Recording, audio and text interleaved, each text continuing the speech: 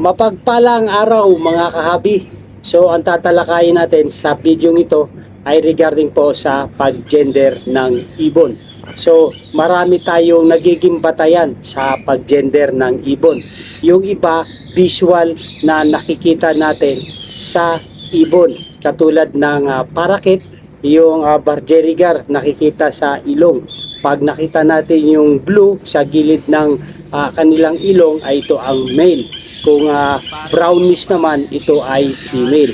So, yun po ay isang visual na makikita natin na pag-gender ng ibon. Katulad din po ng kakatil ay nakikita natin visual or mayroong pagkakaiba ang kanilang kulay. Katulad pag brighter daw, ito ay lalaki. Pag medyo lighter ang kulay, ito ay babae. So, ganun din po sa iba nating species, sa mga lovebirds. So, yung mga African lovebirds, so yung Agapornis fishery, ito yung sa pagkapa naman daw ng pelvic, nakikita. Kung masikip, ang pelvic, ito ay male. Tapos pag maluwag or may pagitan, ito ay female. At ganun din po sa ulo. Sa pag medyo pabilog, ito ay female. Pag medyo flat, ito ay male. So, ganun din po sa Indian ringneck. So, mayroon tayong mga nakikita na mga posibilidad na ito ang gender ng isang species. So, isa na po sa pinakamadali na visually sa pag-gender ng ibon, ito yung eclectus. Dahil sa kulay pa lang, malalaman na ang kanilang gender. Sa green, ito ay male. Sa red na eclectus, ito ay female. So, kung ang mga species natin ay walang mga visual na makikita sa kanila, so ano yung dapat natin gawin? So, ang topic natin sa pag-gender ng ibon, kung walang palatandaan sa pag-gender ng ibon, ito ang dapat gawin. So, ang the best natin, kasi mayroong mga species talaga mga kahabi na mahirap ma-distinguish ang kanilang gender physically. At ganun din po sa kanilang karakter. Halos parehas sila ng behavior ng species or ng ibon. Halos sa lalaki at babae ay halos parehas ang kanilang gender. So, katulad din po ito ng green cheek conure o yung tinatawag din na green cheek parakeet. So, mahirap po ma-distinguish or ma-determine ang kanilang gender visually. So, ang pinakamainam po ay makikita lang daw ang karakter nila pag ito ay matured na. So, mahirap din hintayin ang ganitong senaryo, ngunit wala pa po tayong kasiguraduhan. So, ang dapat natin gawin ay ipa-gender natin through DNA. So, may nagsasabi na ito daw ay 99.9 accurate na sa pag-gender ng isang ibon. So, sa ating sitwasyon kahabi, sa ating apiary, meron tayong 6 na green cheek conure. At medyo nagmamature na sila, 8 months na po sila. So, preparation na natin for the next breeding season. So, hindi ko alam kung paano sila mag-gender visually. So, nag-research tayo at sa mga nabasa natin sa article, yun nga po ay napakahirap obserbahan through visually, hindi tulad ng ibang mga species. So, na-vlog ko na rin po ito mga kabilas previous ko kung paano mag-gender ng green cheek conure. So, mahirap po ito para sa akin baka meron tayo mga kahabi na mga eksperto or bihasa sa pag-gender ng green cheek conure. So, saludo po ako sa inyo mga kahabi. So, in my case, so nagmamature na sila, going to 10 months na sila, ay preparation na natin sa pag-breed. So, mainam po na DNA testing ko na po sila.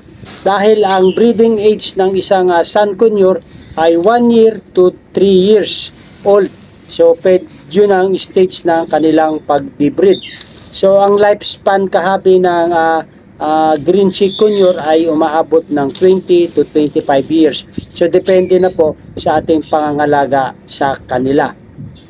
So ang green chikunyor kahabi ay ito po ay ang conservation status nito ay least concern ayon sa IUCN, yung International Union Conservation for Nature.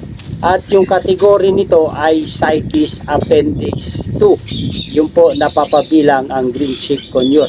Ang binomial name nito, yung scientific name ay Perhura mulinae. So ang kahabi, ang location ko po ay sa Ligao, Albay, sa probinsya po ng Bicol. So meron tayong nakilala na isang mag-iibon din na si Kahabi Jaiho. Siya po ay nagsiservice ng DNA testing. So kung malapit kayo sa Ginubatan, Albay, siya po ay doon po nakatira at nakausap ko siya na kung pwede mag-service siya sa bahay namin sa Ligao, Albay, sa Barangay Maunon upang mapa-DNA natin yung ating mga green chikunyor. So tayo naman po ay napaunlakan ng ating kahabi na si si Kahabi Jaiho at siya po ay nag-service sa bahay natin. So panarin po natin ang kanyang mini vlog. Siya po ay isang meron din pong YouTube account. Ang kanyang ang YouTube account niya po ay so mga kahabi, NAP SJ ang YouTube channel ng ating kahabi na si Jaiho. Please subscribe ang kanya pong YouTube regarding po ito sa buhay mag-ibon din po. So siya po ay nagde-DNA testing. NAP SJ ang kanyang YouTube channel. Maraming po salamat. Wala sa kanila ay pumunta po sa bahay natin para mag-DNA test po. So let's go. Panoorin po natin si Kahabi Jaiho.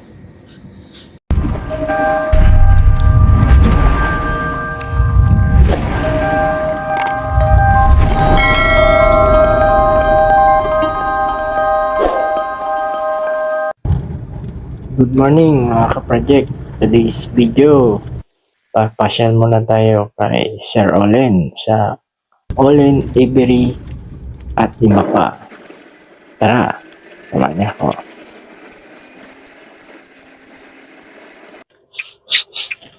Yan po. Dumating na tayo dito sa Barangay Maunon, Ligao City. Pasyalin natin si Sir Olen Avery at iba pa. Tara, punta natin. Yan, going tayo kay Sir Olen.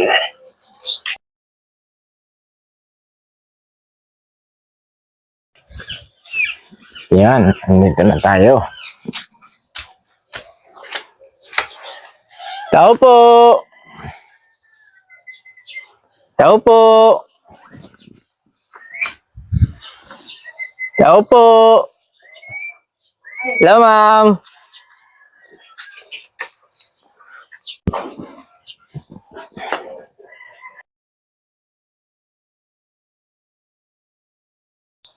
Indian ringneck, green, blue, at may isang yellow.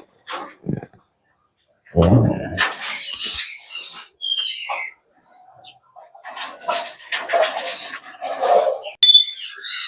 Ito naman ay mga ALB2 African lovebird. Yan, may isang Lutino. Light boy. Or blue. GCC ni Sir Olen. Yan ka. Ayan.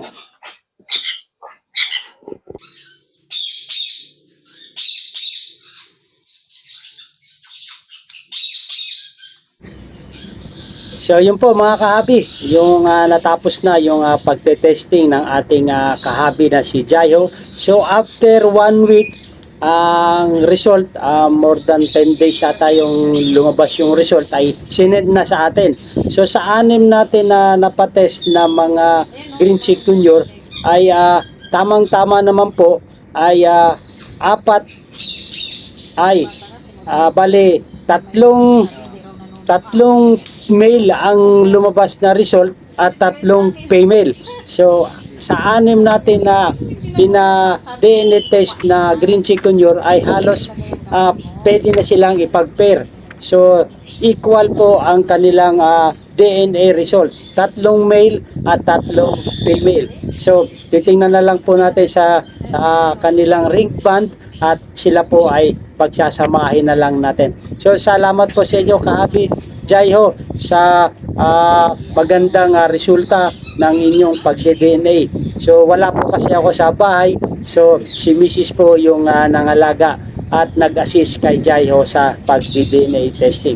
So mga kahabi, yun po yung ating solusyon kung wala po tayong palatandaan sa pag-gender ng ibon. So ang the best way po ay DNA. So napakamura lang naman po ng DNA. So yung iba, ang single sa small bird ay 400. So sa medium bird ang single ay 420. So depende po ito sa magdi-DNA pwedeng bumaba, pwedeng tumaas. So nasa nagdi-DNA na po kung magkano ang kanilang isisingil sa pagdi-DNA. So mga kabi, hope meron tayong mga natutunan regarding po sa talakayan natin kung wala po tayong palatandaan sa pag-gender visually. So ito po yung dapat natin gawin ay yung pag-DNA testing. So maraming po salamat. So hope meron tayong mga natutunan at kung nagustuhan yung video na to kahabi ay humingi ako ng favor. Please subscribe my YouTube channel, Olen Avery at iba pa. So kaya po tayo nagpapa-DNA dahil para sigurado na po natin yung pagpapares ng mga ibon. So para pagdating ng breeding season ay sigurado na pong lalaki at babae yung ating pinagpapares. So maraming po salamat at nais ko rin pong i-shoutout ang ating mga kahabi na patuloy sumusuporta sa ating munting YouTube channel at sa mga silent viewers dyan. At nais ko rin po i-shoutout si kahabi Don R, si kahabi Renor Cruz, si kahabi Francis, si kahabi Bismarck Villanueva, si kahabi Nonoy, shoutout po, si kahabi Alberto Ramos, shoutout din po sa inyo, si Kururu, shoutout po, at last but not the least si kahabi SKL Aviary. Maraming po salamat sa inyong suporta. Maganda ang buhay pag meron tayong kaalaman patungkol sa mga palatandaan sa pag-gender ng ibon. At kung wala po, ay ito po ay ating ipapa-DNA. Mabuhay and God bless. Thank you for watching.